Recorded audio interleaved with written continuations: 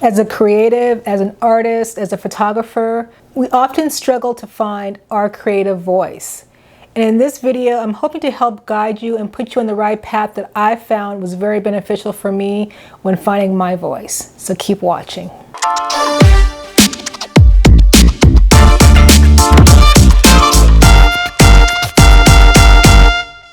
I frequently get asked a lot about how do I find my photography voice or my style. And when you're trying to find your style or your voice, it can be very difficult and a very struggling challenge. And the first advice that I can give to you as a creative is when trying to find your creative voice, it's important that you remain consistent and very, very patient. This is not a sprint, but a marathon in this journey. The one thing that I found really helped me was that I stopped looking for it. For me, as a photographer for almost 30 years, I find that your creative style comes and is developed over time through your life experiences.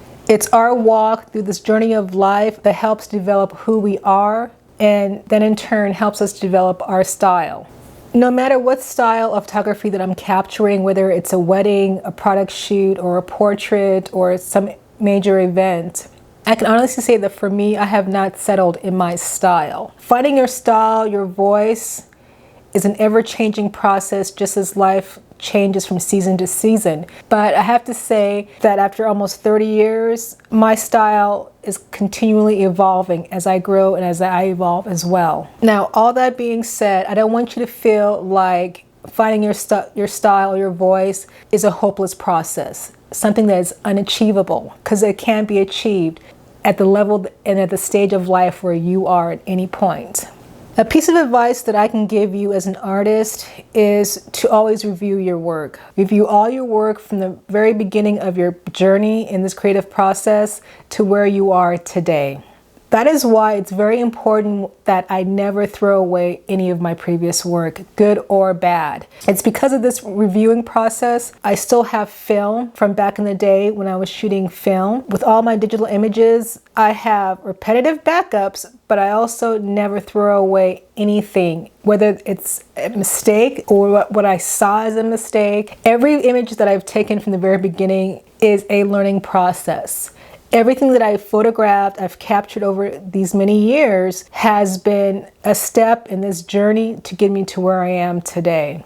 There are things that I did back then, being fresh into the arts, that still inspire me to this day. When I had those blinders on to everything else and I was tunnel vision into, discovering and doing fresh new things. Yes, I made a lot of mistakes. Yes, I had a lot of overexposed, underexposed, blurry shots, but those are the things that I've learned from over the years. Some may call them a mistake, but I call it as part of the learning process. I can't stress how often I have felt inspired today by the work that I've done in my early days of photography, when I was still shooting film in black and white, when my desire was to be a photojournalist and to tell stories. It was those first steps that have helped me to tell my story today. Though you may find it very difficult to find your style or your voice in the beginning, what I can tell you from my experience is to trust the process. Don't force it. Allow yourself to flow in the process and enjoy the journey. Being creative is supposed to be inspiring and to be encouraging and fun. I find that the time I try to force the process, I try to create something that I personally wasn't ready for at that time, that I didn't find what I was looking for. It wasn't until those moments when I wasn't thinking about it and I would be doing something else. I'll be watching a movie, reading a book or something, and something would come to me and it would help me along that journey and help me to get closer to what I was trying to achieve. So I cannot stress enough to trust the process and allow yourself to flow through it. Another thing that I found for me to help me find my style, my voice as I work the process is I need to always keep in mind what my why is. And you should also know your why. Why do you produce the art that you produce? What got you started in this creative journey? What drives you to get up in the morning and start creating? These are the questions that I often go back to and ask myself whenever I'm feeling stagnant about my work. Like something is missing, like I need to change something, like I need to grow in some certain area, like I need to take a chance in something. These are the questions that I most often go back to. For me, when I think of these questions to myself and I delve deeper, I find that it takes me back to that very first roll of film and the first camera and the first lens I ever got, and how I rolled that film into the back of the Nikon camera, closed the shutter and advanced the film, and sat there and took a breath and thought, okay, what do I want to photograph today? And I remember at that time, for me, I wanted to tell stories. I wanted to show people that there was so much beauty in the most minute things, the things that we tend to take for granted and just to walk by or just to brush over. I wanted to translate those into an image that people would see and be moved by, that would find joy in and find excitement in the way I did. And I find that for me, it helps me to get in touch with that inner child, that child that sees things in a vision that is untainted, that is still pure, that is still innocent and beautiful, the way it truly is before life kind of smacks us around and just kind of disrupts the innocence in us, that makes us desensitized to the beauty of the world.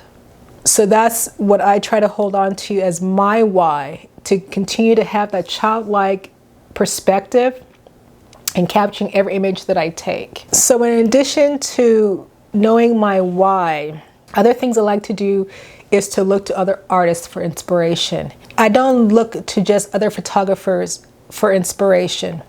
In fact, I tend not to do that often because I find that that can lead to copycatting, and it also can kind of lead to being more confusing because we're looking at what their journey is, not ours necessarily. I like to find my inspiration through other types of artistic expression. I like to look at paintings, I look at writers, I look at sculptors, I look at illustrators, I look at graphic artists. I try to find my creative inspiration through any other kind of venue that I can. Yes, I sometimes look at other photographers, but I find that I get most of my inspiration, especially for me, from writers. Just because as a kid, I was a bookworm. I read all the time. So for me, writing is more of an inspiration for me when I'm trying to find my voice, just because the act of reading takes me on my own journey, my own visualization. It doesn't show me what the artist is telling me. It describes it to me, and it allows me to create my own visual interpretation. And I find that that's more effective for me, not through visual stimulation. Yes, that helps, definitely, especially when it comes to lighting and composition. But as far as telling a story and allowing my imagination to run wild, something in the written word is what inspires me most. So I can only encourage you, I think, to find what you find the most inspiration in and engage in that, to meditate on that, to ingest that as often as possible.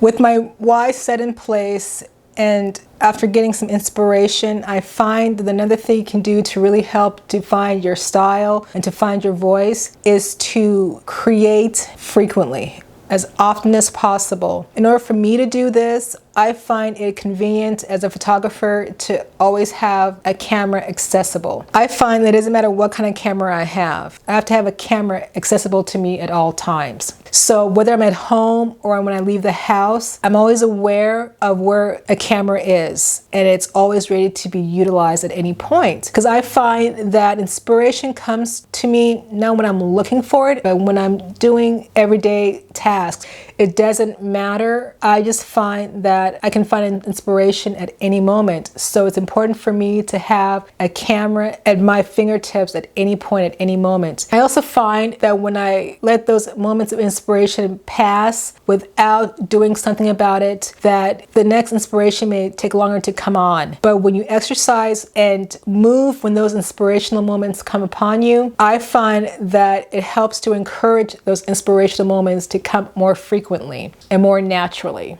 In addition to those moments of inspiration, when something catches my eye, I try to discipline myself to create those moments for myself, where that most of the time nothing comes of it, but it's just the act of doing it that sharpens my skill and that trains my eye to find things and to see things that I normally wouldn't. It may come that by doing something mundane as photographing an egg as I'm doing an omelet will inspire a series of new work that moves me, that excites me. I try to never take anything, any activity, any task for granted, because it's all part of the journey to see beauty and inspiration and art in the details. Over time, it's been said by many people over and over again, there is no one else in this world like you. You are unique, and your vision and how you see things, how you interpret things is unique to you and to your experiences only. You could have a room full of people looking at the exact same image on a wall, and the interpretation, the colors, the angles, the shadows, everything of that image is interpreted differently by each individual person because they're basing their interpretation on the experiences they have. So I can't stress enough how being yourself, being your unique you, is vital in expressing your style and your voice. So I know that after we've come this far in this video, you're probably still asking, okay, so what do I do to find my style? What's step 1, step 2, step 3 in finding my style and my voice? And I'm sorry to say, I can tell you there's a step 1, step 2, and step 3 for finding your voice. It's all a conglomeration of your experiences, your life, your journey, your walk, the details of everyday life that you experience as an individual that helps to develop your style. Is an extension of who you are. And in order to develop your style is to experience life. There is no better teacher, there's no better inspiration than living your life. From every little detail to every little monumental experience that we have, those all help to form who we are, our ideas, our perceptions, and then in turn helps us to express our voice based on those experiences and details of our life. After all that's been said in this video, if you're still looking for that step-by-step formula on how to find your personal style, the best advice that I can give to you is to live life to the fullest. Just keep living.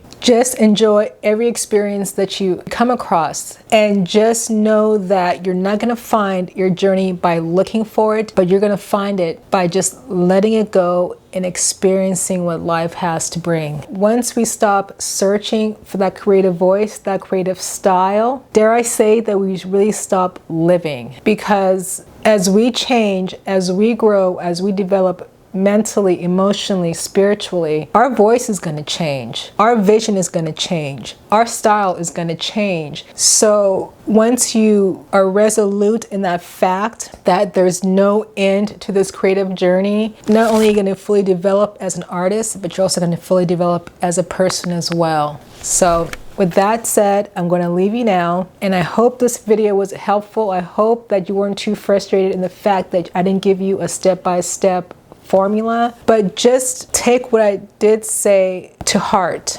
And I hope that you find your style, your journey, where you are today. If you enjoyed this video, please feel free to share with a friend just to help support this channel. And if you have any questions or any insight that you want to offer, please leave them in the comment below.